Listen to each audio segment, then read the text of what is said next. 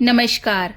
आप सुन रहे हैं माँ, घर और जज्बात, जहाँ हर कहानी सिर्फ कहानी नहीं होती, बल्कि होती है एक जज्बा, एक रिश्ता और एक गहराई से भरा हुआ सच, जो दिल के किसी कोने को जरूर छू जाता है। आइए शुरू करते हैं आज की कहानी।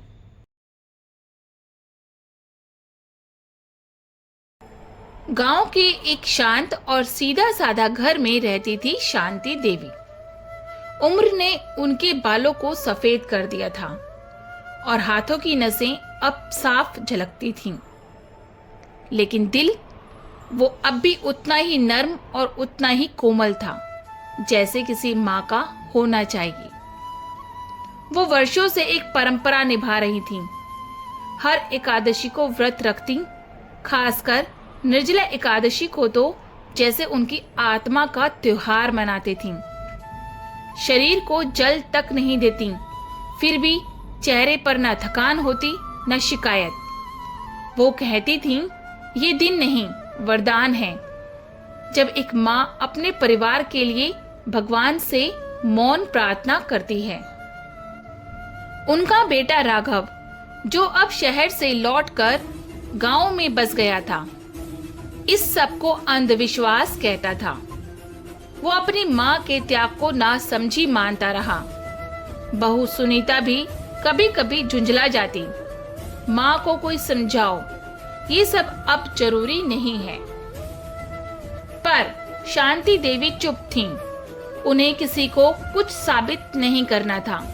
उन्हें तो बस भगवान के चरणों में श्रद्धा रखनी थी, जैसे वर्षों से रखी थी। निर्जला एकादशी की सुबह आई। माँ ने सुबह 4 बजे उठकर स्नान किया। भीगते बालों से ठंडी हवा में भी उन्होंने तुलसी के पास दीपक जलाया और हर कोने को झाड़ा, पूजा की थाली सजाई। फिर पूरे घर को गंगा जल से शुद्ध किया। राघव ने देखा कि माँ की तबीयत कमजोर लग रही है। उसने टोका भी, अब और मत कीजिए माँ, बस कीजिए। लेकिन माँ ने कोई उत्तर नहीं दिया। उस दिन वो कुछ अलग थी। उनकी चाल धीमी थी, लेकिन इरादा अडिग। पूरे दिन उन्होंने ना एक जल बूंद पिया और ना एक अन्न का दाना छुआ। पर पूरे घर में माँ की उपस्थिति जैसे दिव्यता का एहसास करा रही थी। शाम होते होते माँ एक कोने में बैठ गई। उन्होंने गीता खोली और आंखें बंद की और बस भगवान का नाम जपने लगी। रात होते ही सब अपने अपने कमरों में सो गए। माँ अकेली वहीं बैठी रही। सुबह हुई। जब बहू ने माँ के कमरे का दरवाजा खोला तो एक सन्नाटा भीतर पसरा हुआ था। शांति देवी अब सांस नहीं ले रही थीं, पर उनका चेहरा एक अद्भुत शांति से भरा था। गोदी में खुली भगवत गीता थी। उनके होठों पर जैसे अब भी कोई मंत्र रुका हुआ था। माथे पर तुलसी का पत्ता रखा था, मानो स्वयं भगवान उन्हें लेने आए हों। गांव भर में ये बात फैल गई। लोग कहने लगे, ऐसी मृत्यु बहुत पुण्य से मिलती है। निर्जला व्रत करते हुए, प्रभु का नाम लेते हुए संसार को छोड़ जाना, ये मोक्ष है। राघव और बहू की आंखें नम थीं।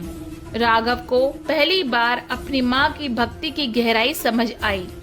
वो माँ जिसने कभी अपने लिए कुछ नहीं मांगा, हर व्रत, हर पूजा, हर उपवास सिर्फ अपने बच्चों के लिए किए थे।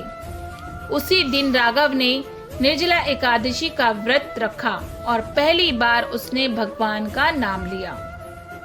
लेकिन इस बार वो नाम माँ की याद में लिया गया था।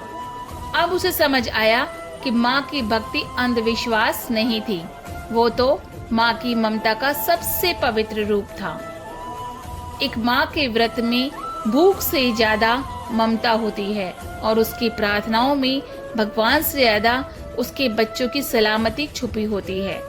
अगर आपकी माँ आज भी व्रत रखती है तो उनका मजाक मत उड़ाइए, बल्कि हाथ जोड़कर उनके विश्वास का आदर कीजिए। अगर ये कहानी आपके दिल को छू गई हो तो एक बार जय श्री हरि लिखकर कमेंट जरूर करें और चैनल को सब्सक्राइब करना ना भूलें। ऐसी ऐसी ही सच्ची भावनात्मक कहानियों के लिए। धन्यवाद।